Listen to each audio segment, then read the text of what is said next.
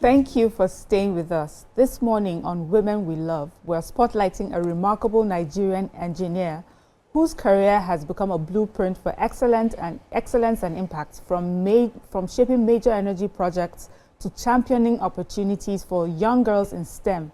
Engineer Valerie Ifueko Agberagba has spent decades breaking barriers and opening doors across the engineering world. Her story is one of commitment, leadership, and service, qualities that have earned her recognition both at home and on the global stage. She continues to inspire a new generation of women to dream boldly, lead confidently, and pursue innovation without limits. So joining us from our Abuja studio is a distinguished engineer, Valerie Ifueko Agberagba. Welcome to the show, ma'am. Thank you very much. Yeah. Thank you very much. It's my pleasure to be with you this morning. Yes. So we'll also ask our viewers to join the conversation and call us on our numbers and also tweet to us. Call us on 090-241-63440 or tweet to us at TVC Connect using the hashtag YourViewTVC. Madam, you know, as an engineer, I'm sure the very first question you hear is, what inspired you to pursue a career in engineering, you know? Because, you know, as you know, it's male-dominated. It would surprise you to know that my first choice of career was not engineering. Oh, what was it? I actually wanted to be a doctor. Okay. Oh. I used to love seeing those doctors wearing their white lab coats and going in to treat people. Yeah. So I really wanted to be one. But after about 2 or 3 times of taking JAM and I didn't get into medicine, I'm like, girl, it's time to think of something else. Mm-hmm. And I found myself in engineering. And I actually thought, okay, after 1 year, it's just to get into the university and then change back to your medicine. But I got in there and I realized that engineering gave me a better opportunity to be able to impact my environment. And I saw that creativity and touching human life, making life better, was more of engineering than I thought medicine was. And so I decided, look, engineering it is. And since then, it's been sweet sailing all through, and I'm glad that I trained as an engineer.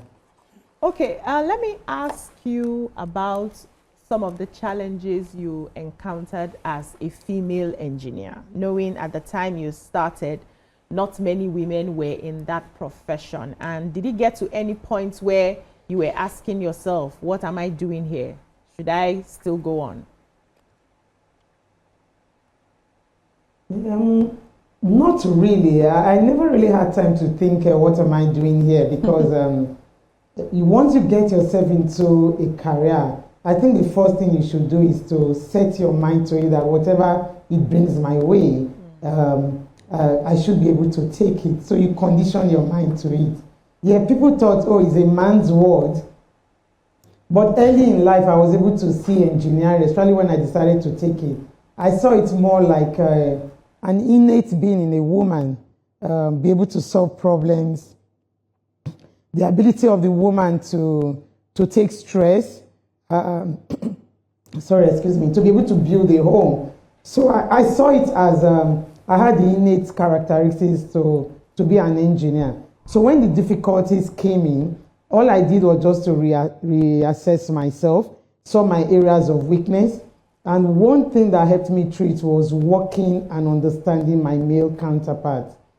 In the university, I was the only female in the class, so I already got used to working with the male counterparts. And so getting to the place of work, all you needed to do was to understand them, let them know that you are not competing with them. Because when they see that, you might get some resistance. So I let them know that I'm not competing with you. I'm just trying to, help you to do the job we are given to do. And so whatever you need me to do, nobody has the monopoly of knowledge. You can always ask me and I can give you my own support. And so it was easier for me to work smoothly with my colleagues.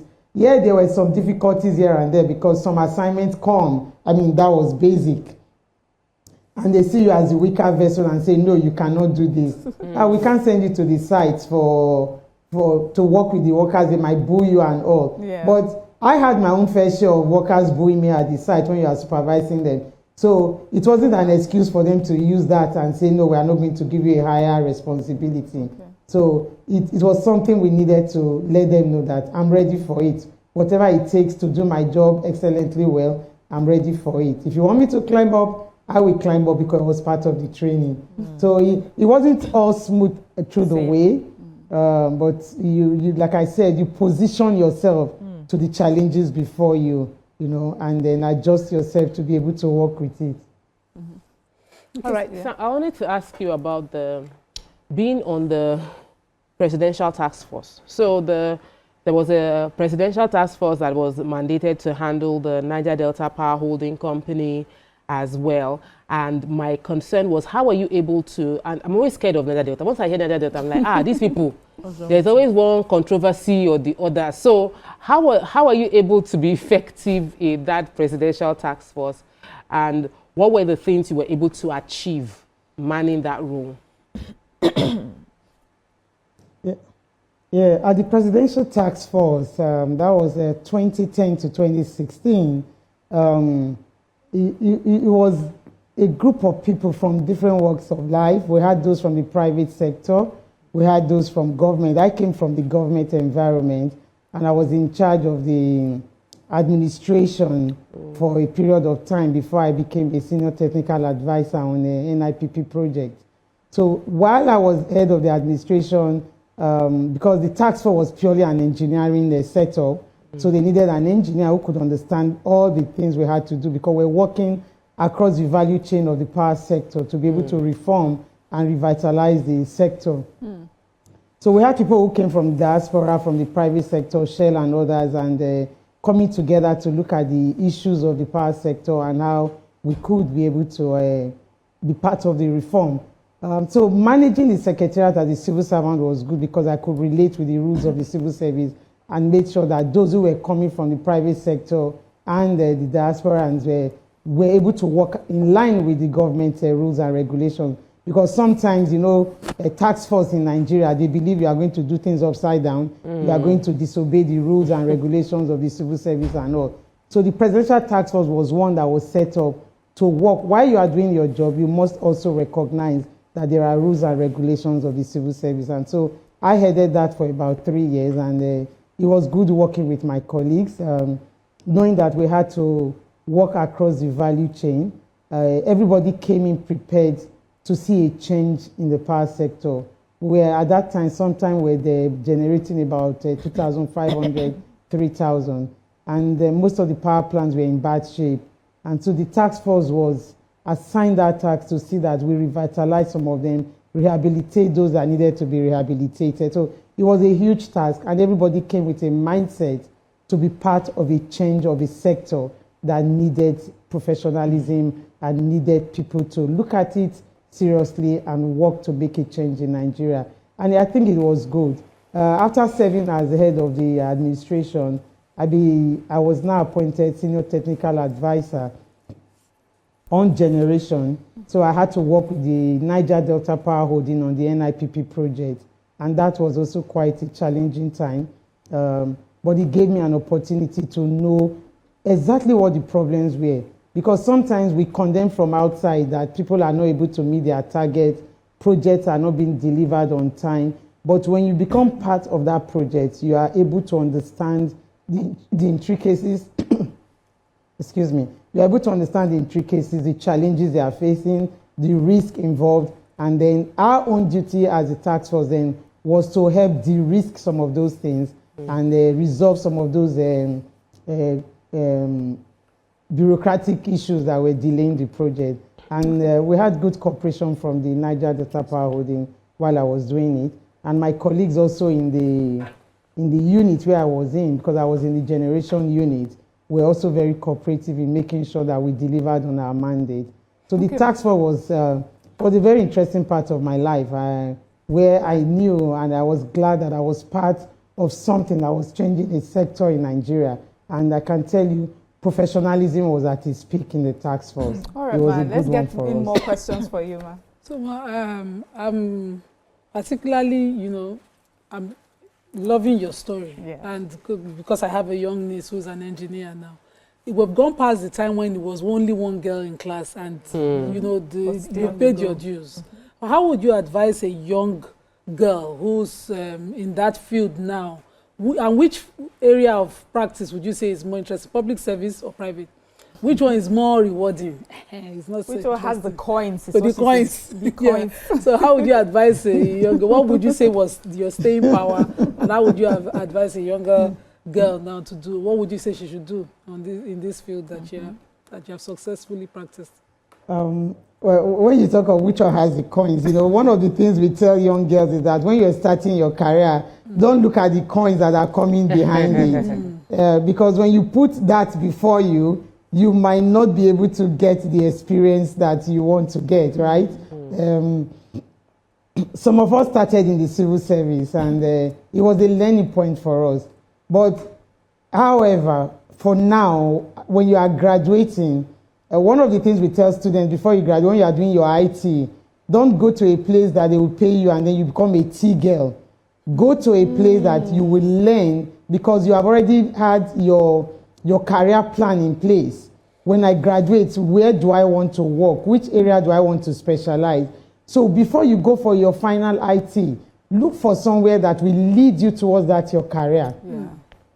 But because of the peculiarities we have in Nigeria, that you might not be able to get it, when you come out, your first choice should be, this is what I want to be in life. Let me look for where I can work. Yeah. But don't let coins be the first.